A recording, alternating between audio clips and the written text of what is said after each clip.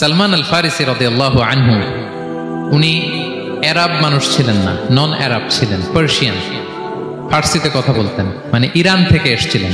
উনি প্রথমে অগ্নি উপাসক ছিলেন। কি ছিলেন? অর্থাৎ ওই যে জরাথুস্ত যারা আগুন দেখলে এরা পূজা করে, আগুনের পূজা যারা করে, জরস্ট্রেনিয়ান, এই ধর্মে বিশ্বাসী ছিলেন। আগুনের পূজা করতেন ইরানে। তিনিও আগুনের পূজা করে, তার বাবাও আগুনের পূজা করে। একদিন বাবা একটা কাজে পাঠিয়েছে, ওই কাজ করতে যেয়ে সে খ্রিস্টানদের গির্জা ক্রস করতেছিল। ছোট মানুষ গির্জা ক্রস করতে যেয়ে দেখে খ্রিস্টানরা কেমন যেন আলাদা ইবাদত করে, নামাজ পড়ে। এটা দেখে খুব ভালো লাগছে, তার খুব ভালো লাগছে। বাড়িতে এসে বাবারে বলে, বাবা আমি দেখলাম যে খ্রিস্টানরা তাদের চার্চে গির্জায় নামাজ পড়ে, এটা তো অনেক সুন্দর, আমরা যে আগুনের সামনে যা করি এটার চেয়ে ওইটা সুন্দর। বাবা বলে, খাইছে, ছেলে তো আমার শেষ হয়ে যাবে। তো বলছে, না না বাবা, আমরা যে আগুনের উপাসনা করি এটাই ভালো। উনি বলেন, না, আমি অনেক চিন্তা করেছি, ওরা যেভাবে গডের কাছে চায় ওইটা শ্রেষ্ঠ। বাবার সাথে ছেলের, সালমানের অনেক তর্ক বিতর্ক। পরে বাবা ভাবলেন, যদি ওকে না আটকাই তাইলে প্রভাবিত হয়ে সে খ্রিস্টান হয়ে যেতে পারে। তো ঝগড়া তর্ক বিতর্ক শেষে তার পিতা তাকে শেকলবন্দি করলো। কি করলো? পায়ে শেকল লাগায় রাখছে। কিন্তু ছেলে তো মনে মনে খ্রিস্ট ধর্মের প্রতি আকৃষ্ট হয়ে গেছে। তো ওই খ্রিস্টানরা তার সাথে লুকিয়ে যোগাযোগ করত। সালমান ওই খ্রিস্টানদেরকে বলল যে, তোমাদের খ্রিস্টান ধর্মের উৎপত্তি কোথায়? বলে, সিরিয়াতে। বলতেছে, এখান থেকে কোনো কাফেলা সিরিয়া যাবে নাকি? বলতেছে, হ্যাঁ, মিশনারি ওয়ার্কে একটা কাফেলা আসতে যাবে। বলতেছে, যেই দিন যাবে আমাকে বলবো। তো যেদিন যাবে তাকে এসে বলা হয়েছে তার বাবা নাই, সে শিকল ভেঙে, শিকল সহ ওই কাফেলার সাথে যে জড়িত হয়েছে। দেখেন বিশ্বাস, আদর্শ মানুষকে কিভাবে উজ্জীবিত করে। উনি চলে গেলেন সিরিয়াতে। সিরিয়াতে যে এক পাদ্রির হাতে বায়াত হলেন, কিন্তু এই পাদ্রিটা ছিল ভণ্ড। সে খ্রিস্টানদের দান সৎকা নিয়ে গরিবদের না দিয়ে নিজেই খেয়ে ফেলতো। তো বেচারা পড়লো বিপদে, যে হায় রে, এত সুন্দর ধর্ম রে কারাপ্টেড করতেছে সে। পরে এই পাদ্রি যখন মারা গেল, সালমান সে আরেক পাদ্রির কাছে গেল। আরেক পাদ্রির কাছে গেল। ওই পাদ্রি আবার অনেক ভালো, খুবই ইবাদত করে। তো ওই পাদ্রি কিছুদিন থাকার পরে ওই পাদ্রিও মারা গেল। ওই মারা যাওয়ার আগে সে জিজ্ঞেস করতেছিল যে, পাদ্রি, এই বর্তমান পৃথিবীতে সবচেয়ে ভালো খ্রিস্টান পাদ্রি কে? বলতেছে, আর কেউ নাই। যদি ভালো খ্রিস্টান পাদ্রি তোমাকে পেতে হয়, জানতে হয়, তোমাকে ইরাকের মোসেল শহরে যেতে হবে। এবার মোসেলে যে সে আরেক খ্রিস্টান পাদ্রির কাছে থাকলো। কিছুদিন পরে ওই পাদ্রিও মারা গেল। তো মৃত্যুর আগে তাকে জিজ্ঞেস করছিল যে, পাদ্রি আপনি বলেন তো, আপনার পরে শ্রেষ্ঠ পাদ্রি কে আছে পৃথিবীতে? সে বলতেছে, আমার পরে শ্রেষ্ঠ কোনো পাদ্রি আর পৃথিবীতে নাই। খ্রিস্টান ধর্ম শেষ হয়ে গিয়েছে, নাই। তবে জেনে রেখো, শেষ জামানার নবী আসার সময় ঘনিয়ে এসছে। তিনি যে এলাকায় আসবে, এলাকাটা চারদিকে পাহাড় বেষ্টিত থাকবে, চারদিকে থাকবে পাহাড়, খেজুরের বাগান, মরুদ্যান। তাকে চেনার আলামত আছে। কি আছে? আলামত আছে। এক নম্বর আলামত হচ্ছে, ওই শেষ নবীকে দানের খাবার দিলে তিনি খায় না, কিন্তু উপহার দিলে সে নেয়, খায়। আর তার পিঠে দুই কাঁধের মাঝখানে একটা নবুয়তির মোহর আছে। সুবহানাল্লাহ। যদি পারো তার কাছে যে বায়াত হও। সালমান আল ফারিসি পাগল হয়ে গেছে ওনার সন্ধান পাওয়ার জন্য। কিভাবে যাবে, কিভাবে যাবে? তো উনি কিছু ছাগল পালতেন। একটা কাফেলা তিনি পেলেন, যে কাফেলা আরব কাফেলা, বনু কালবের কাফেলা, আরব দেশে যাচ্ছে। তাদের সাথে তিনি চুক্তি করলেন যে, আমার যত ছাগল আছে এই ছাগলগুলো তোমাদের দিয়ে দিব, তোমরা কি ওই এলাকায় আমাকে পৌঁছে দিবা? তারা বললেন, হ্যাঁ, পৌঁছে দিব। সব ছাগল দিয়ে দিলেন, রওনা হইলেন ওই এলাকায়। মাঝপথে তারা তার সাথে জুলুম করলো, অন্যায় আচরণ করলো। তাকে দাস হিসেবে বিক্রি করে দিল ইহুদিদের কাছে। ওয়াদি আল কোরআন নামে একটা জায়গা আছে, ওখানকার এক ইহুদির কাছে বিক্রি করে দিল। সে ইহুদির কাছে দাস হিসেবে থাকতে আরম্ভ করলো। অনেকদিন পরে, মদিনার পূর্ব নাম কি দেখি কে বলতে পারে? হ্যাঁ, মাশাআল্লাহ, তো মদিনার পূর্ব নাম হচ্ছে ইয়াসরিব। তো ইয়াসরিবের এক ইহুদি, বনু কুরাইজার ইহুদি, সে আসছে ওয়াদি আল কোরাতে তার কাজিনের কাছে। এসে দেখে নতুন এক দাস পাইছে, বলছে, আমি কিনবো, তুমি কিনতে চাও? তার কাছে বিক্রি করে দিল। তখন ইয়াসরিবের ওই ইহুদি, বনু কুরাইজার, সালমান আল ফারিসিকে নিয়ে ইয়াসরিবে চলে গেল। সুবহানাল্লাহ। মদিনার আগের নাম কি? বিষ্ণু ইসলাম মক্কা থেকে হিজরত করে কিছুদিন পরে কই যাবেন? সত্যের অনুসন্ধানে যদি আপনি হন, সত্য আপনি পাবেনই, সত্যের কাছে আপনি পৌঁছাবেন, এতে কোনো সন্দেহ নেই। দেখেন বিষ্ণু ইসলাম ওই এলাকায় আসবেন, আসার আগে আল্লাহ তাআলা সালমানকে নিয়ে ওখানে পৌঁছায় দিয়েছে।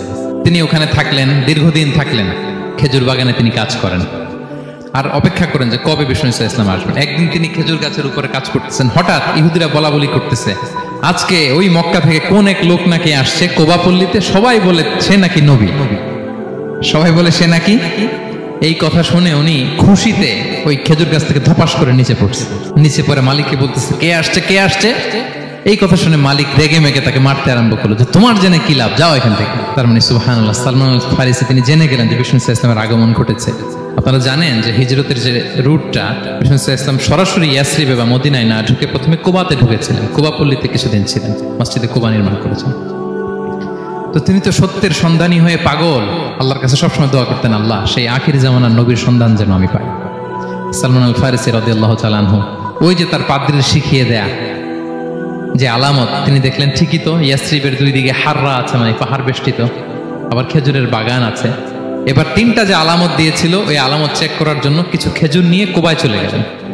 কুবায় যেয়ে দেখেন বিষ্ণু ইসলাম সাহাবাদের নিয়ে বসা। তো তিনি বিষ্ণু ইসলামের সাথে পরিচিত হয়ে বললেন, এই যে কিছু সাদাকার খেজুর আমি আপনার জন্য এনেছি, নেন। বিষ্ণু ইসলাম বললেন, ওই যে ওদেরকে দাও, ওই যে গরিব সাহাবারা, ওদেরকে দাও। বিষ্ণু ইসলাম খেলেন না, সে মনে মনে বলতেছে, এই তো একটা পেয়ে গেছে, একটা পেয়ে গেছে। উনি কিন্তু খায় নাই, ধরেও নাই, বলতেছে যে ওদেরকে দাও। দিল, সাহাবারা খেল। এরপর বিষ্ণু ইসলাম কুবা থেকে মদিনায় চলে গেলেন। তখনও মদিনার নাম হয়নি, ইয়াসরিবে গেলেন। এবার কিছুদিন পরে আরো কিছু খেজুর নিয়ে সালমান রাদিয়াল্লাহু তাআলা আনহু বিষ্ণু ইসলামের কাছে গেলেন। এবার যে বললেন, কিছু খেজুর আমি উপহার হিসেবে আপনার জন্য এনেছি, আপনি কি গ্রহণ করবেন? বিষ্ণু ইসলাম বললেন, অবশ্যই গ্রহণ করব। বলেই তিনি একটা নিয়ে খেতে শুরু করলেন, খেলেন এবং বিতরণ করলেন।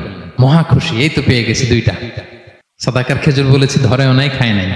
যখনই বললাম উপহার, খেয়েছে। এবার বাকি রইল কয়টা? সেটা কি? নবুয়তের সিলমোহর, দ্য সিল অফ প্রফেসি। এটা তো দেখা এত সহজ না, যদি এদিকে থাকে, জামা পরে থাকলে দেখা যাবে। তো এটার জন্য প্রায় যায়, কিন্তু ব্যাটে বলে হয় না, ট্রাই করে কিন্তু দেখা যায় না। একদিন তিনি গেলেন, এবং এটার জন্য তো পিছে পিছে থাকতে হবে, কি বলেন? কথা নেই বার্তা নেই, হুট করে পিছু পিছু ঘোরা যায় নাকি কারো? একদিন একটা উপলক্ষ তৈরি হলো, সেটা কি? বিষ্ণু ইসলাম, এক সাহাবী মারা গেলেন বাকিউল গারকাদে, মানে যেটাকে আমরা জান্নাতুল বাকি বলি, ওই কবরস্থানে ওই লাশ নিয়ে যাচ্ছে, সবার সাথে সাথে বিষ্ণু ইসলামও যাচ্ছে। তো এখন তো একটা সুযোগ, পিছনে পিছনে যাওয়া যায়, কি বলেন? এইবার সালমান এসে পিছু ছাড়ে না, নবীজির পিছনে পিছনে যায়, কিন্তু স্বাভাবিক যাওয়া না, একটা আছে সিম্পলি হাঁটা, এরকম না, একবার এদিকে যায়, একবার ওদিকে যায়, একবার এদিকে যায়। আর অন্য সাহাবারা মনে মনে ভাবে, ঘটনা কি, এরকম করে কেন লোকটা? কিন্তু বিষ্ণু ইসলাম তো জানেন কেন এরকম করতেছে, ঠিক কিনা বলেন?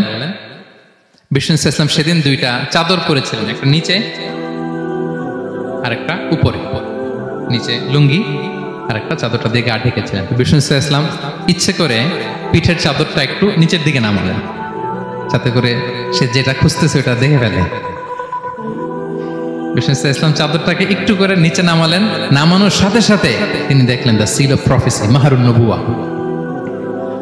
দেখার সাথে সাথে সালমান আল ফারিসি চিৎকার দিয়ে বিশ্বনবীকে জড়িয়ে ধরলেন এবং ওই জায়গাটাতে দুই ঠোঁট দিয়ে চুমু খেলেন, কাঁদতে শুরু করলেন।